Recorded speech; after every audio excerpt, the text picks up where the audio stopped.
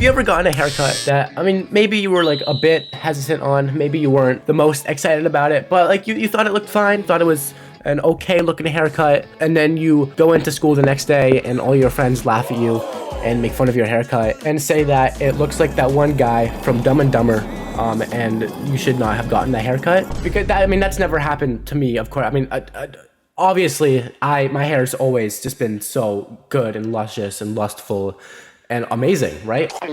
But you know, maybe you've experienced that before, or someone you know. Maybe you've been on the giving end of the meanness and harassment towards your friend. Who knows? But what if that, you know, harassment and friendly meanness, what if that was on the internet and also times like a million? Because that is what happened to this one kid. I am never gonna forget the Ginger Fringe Incident. This is something that honestly I think about every day. This is my Roman Empire. And like, you know, let me just show you. I've been yapping for long enough. But first, actually, before I show you, what is the Ginger Fringe Incident? What is it about? Basically, there are some of these channels that focus on hair cutting and hair stuff.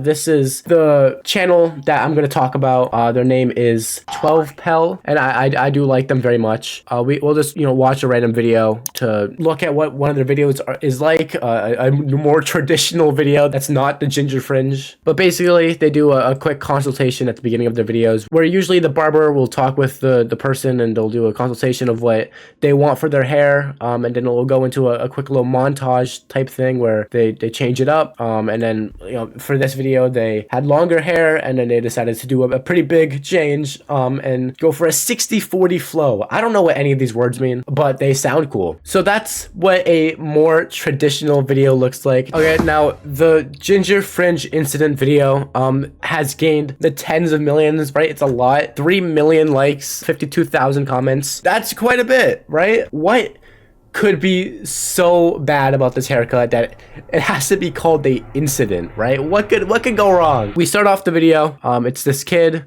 getting interviewed with the consultation type thing, where he has this very poofy hair. Sean, talk to me about this monstrosity, bro. And like while they're talking, they talk about how, you know, he wants a ginger fringe type of thing, like that picture right there. And so, you know, let's look at the montage.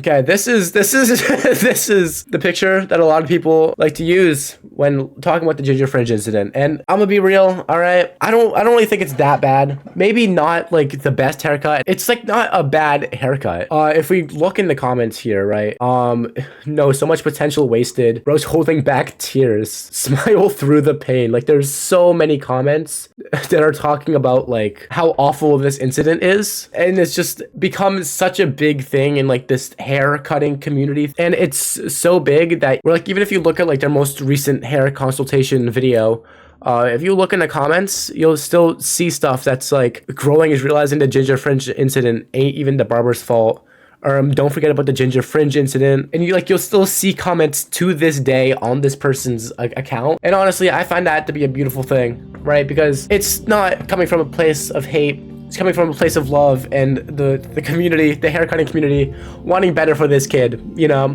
they saw this and were not impressed by what was done to him. But like, at the end of the day, like, this is what he wanted, right? He has a video that he made. It's like a couple of friends and stuff where he talks about it. Hey guys, today we're here with the Ginger Fringe kids. How do you feel about all this new publicity going on about your haircut? It's kind of funny.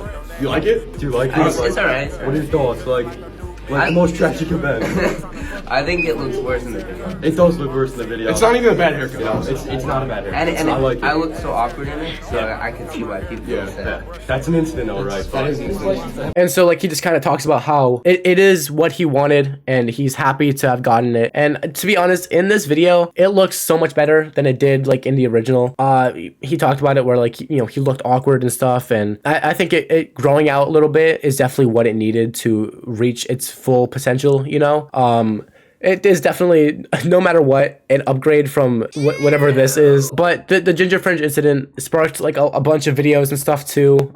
This is like a thing. If the Ginger Fringe Incident went right, and so they have the person before the haircut. He's going through it right now, cutting up, and then, you know, it goes from this to that, which that's a damn good haircut. I don't know, but I mean both haircuts are good. They're both good. It even got so bad to the point where the original people had to make a video about it themselves. They have like this little sketch in the beginning of it. What are we doing with this monstrosity? Yeah, I saw this video online and I really want to try the textured fringe. You trying to get me canceled, bro? You got something else? I really want the bangs to be up here. Up here? Yeah. Nah. The Ginger Textured Fringe Incident. And then like after that little skit part, he talks about why he did it and that the kid wanted it. And so that's why he did it, and he just kind of talks about what happened after the video and stuff, which is cool. And I'm glad that they're able to make the most out of this situation because, I mean, I don't know. I like the situation because there's no losers here, right? At least from what I can see, no one's making fun of the kid. They're making fun of the haircut, which is like, I don't know, that seems like all right. And they're doing it in like a way that's not like, oh no, that kid looks so bad with that haircut. They're doing it in like a way that like, that kid could have looked better if he didn't have that haircut and he got a different haircut, which is just kind of